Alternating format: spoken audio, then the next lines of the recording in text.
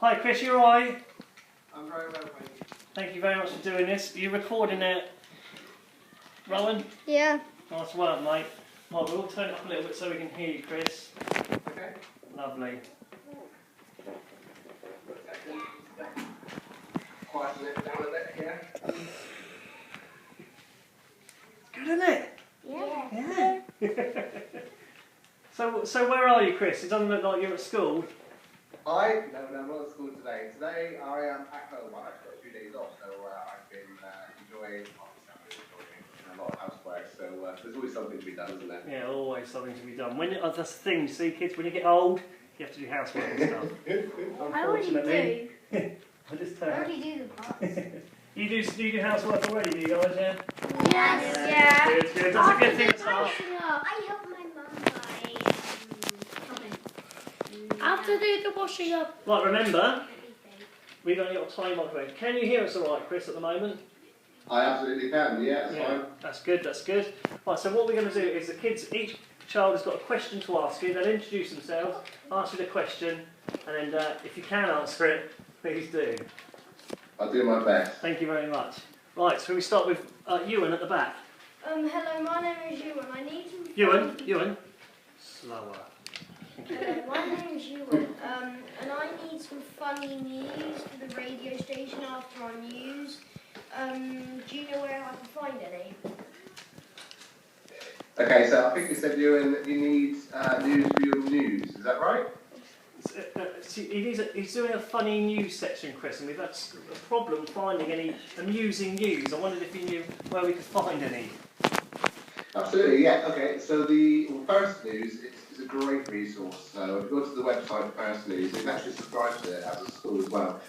There's lots of little sort of child-friendly news articles there.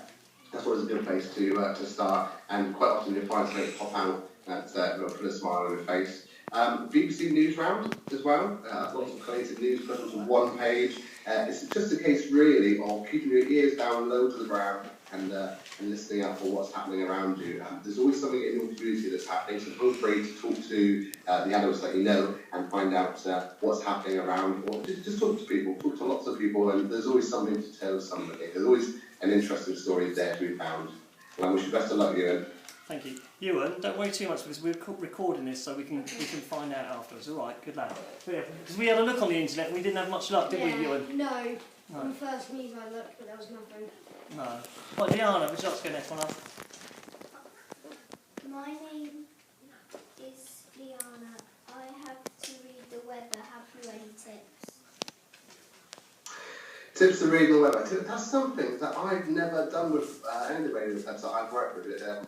We've kind of made a joke out of it, even though it's something that's very serious, particularly if you live next to the sea. It's something we've never done, so we've always made a bit of a joke out of it, just by saying, today's weather, look out the window. So I'm not really too sure what to do with that, other than, again, sort of pop around to the BBC website and keep an eye on the weather forecast there. There's the Met Office website as well. Actually based in my hometown, Exeter. That's the best I can offer you, I'm afraid. So, Honey. again, go online and pick out a few forecasts from there that you can share with people. Is that all right? Good. Well, Kieran, would you like to ask yours next? My name is Kieran. Why did you choose to set up a free school radio? Question. That's a very good question, and sometimes I ask myself that question. Well, it's like anything. It starts off as an idea, and it's when my school first came about, it was just one school doing it, and I thought, this is brilliant. This is absolutely amazing. And the first one I did, I went online to see who else was doing it, and to my surprise, only a very small percentage of schools, particularly primary schools, are making any type of school radio. So, and very few of them, even us again, are actually using live broadcast as their avenue for making school radio. So, I wanted to share what we'd already accomplished with a few more schools. We did that with a partner of schools, and it went surprisingly well. It was a few issues, but it went surprisingly well.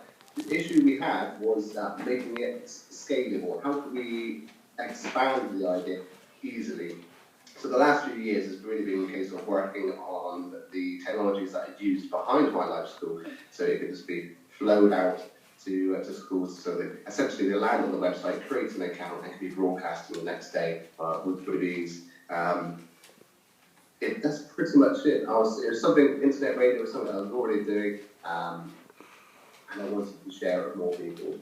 That's where it started from. We can't wait to get started properly, can we, guys? No. Yeah, we're really looking forward to it. You're going to absolutely love it. Yeah, we really can't wait. Yeah, we've had a few practice runs without, broadcasting, but it's great. Ashton, would you like to share yours? So my name is Ashton and I am the station manager. I have 2 questions. Can I fire my star? And how can Wait, just go for the first one first of all, Ashton.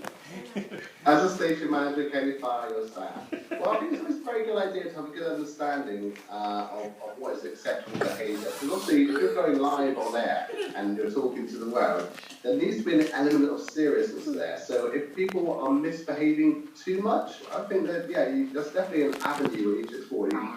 Certainly in our club, I every now and then, not very often, but every now and then I just remind them that it is a privilege to be on the radio, and they do have to behave, and there are consequences for not doing your job correctly, definitely. So as a station manager, I would say yes, you can definitely raise concerns if somebody is doing their job, but perhaps the actual firing should be left to a teacher. What do you say? Ashton, what was your second question? How can I keep my staff working hard but keeping them happy? Well, I think you would have used the best incentive. That was sweet. That was a cake. I definitely remember seeing something. Yeah, he did on bring in Twitter chocolate that- cakes. Yeah. It wasn't me.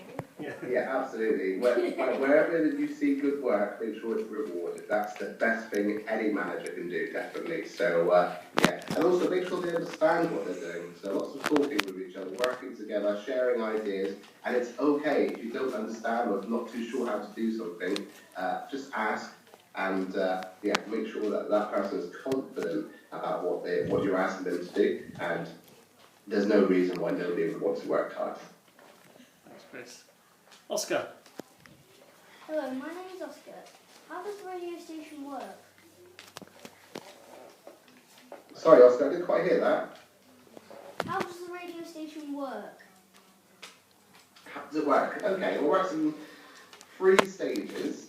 So, first of all, you would use your broadcasting computer, your laptop, or whatever you've got, and use the software, which will play the music and then stream the music, so it encodes it into an MP3 and then sends that music real time across to our server. And our servers basically make lots and lots of copies of that file real time, so it's all happening in that instance, and then distributes it to each of the listeners. So you send us one real time file, and then our servers will then copy it as many times as it needs to be copied in real time, and then send it on. And it can cope with about 2,000 listeners at the moment. So there's quite a few people who can tune into your shows. Let's see if we can break it, Chris. Yeah, definitely. I look forward to that. Chris, where are your servers? Where are they kept? They're currently kept just outside of Manchester in here in the UK. So, but there are plans if it's one of the something that can be used, which has been one of the things we've been struggling to overcome to make it work efficiently. Really, can be used as a worldwide tool, so each school can connect to the server and back to back basically.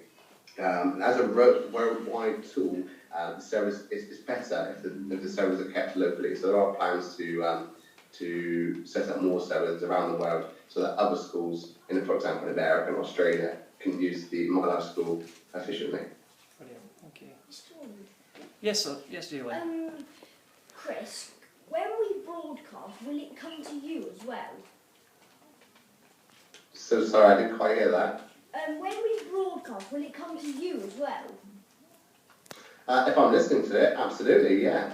The My Life School website will log everything that's broadcast through it, and that's more of a protection thing, basically, so we know exactly what's going out. But anytime I can go back and listen to your programs, and if I'm listening real time, like most people do, then I'll be listening to you guys. Yeah, go on, Ashton, you can ask, yes. What numbers are radio going to be? Because normally the radios have a number. Oh, right, that's when you're listening to it either. So that's when we have it in radio waves, frequency, and things like that. So 103.2. We won't, because ours is going to be online, Ashton. So ours will be just online. So we won't be 103.2. We won't be that.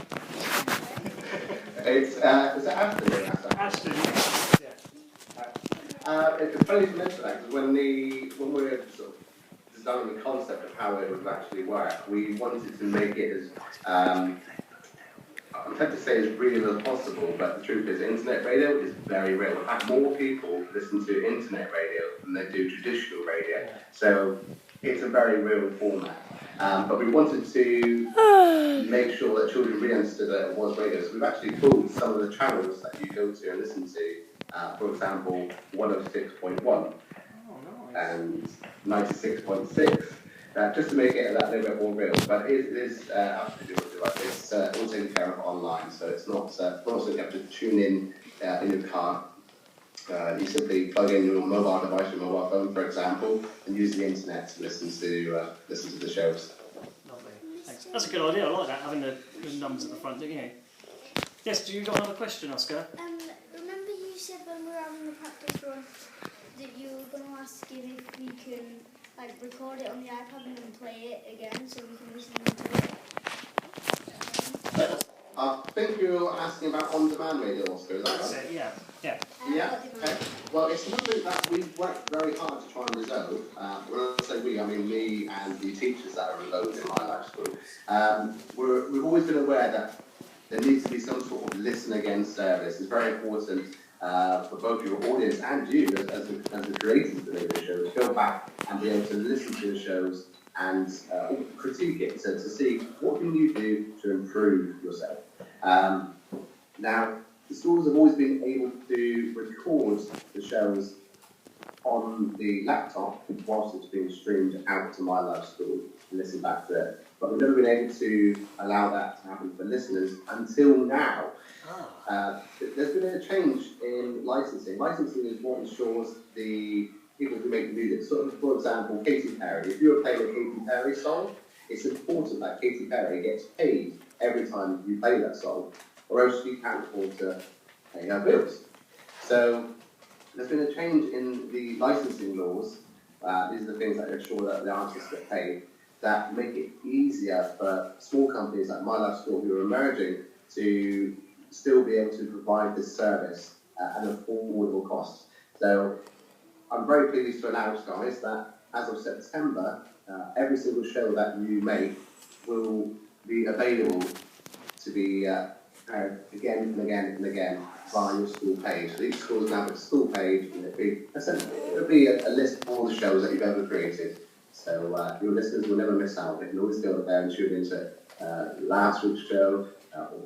So yeah, it's all prepared, and we're looking forward to it. That's good, Oscar, isn't it? It's a good feature, that. Harmony, would you like to share yours, my lovely?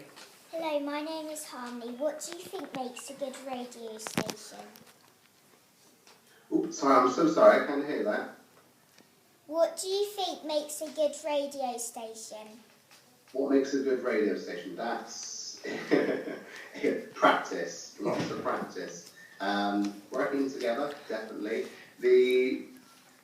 As a listener, the best thing about a radio station is a radio station that you can actually hear. And this is so important for you guys who are going to be stepping behind the microphone to ensure that whatever you're saying, whatever you're presenting, can be heard by your listener. And it's something very simple that you can do to ensure that happens. And it's just simply, it was called microphone technique, and all it is really is following a few basic rules. And I don't know if you can all see me here, but if you just raise your hands like that, so your thumb and your finger, can you see me doing that? Yeah. Okay. Right, so this is actually a really good way to measure distance. So if you turn like that, If you keep that sort of distance away from the microphone,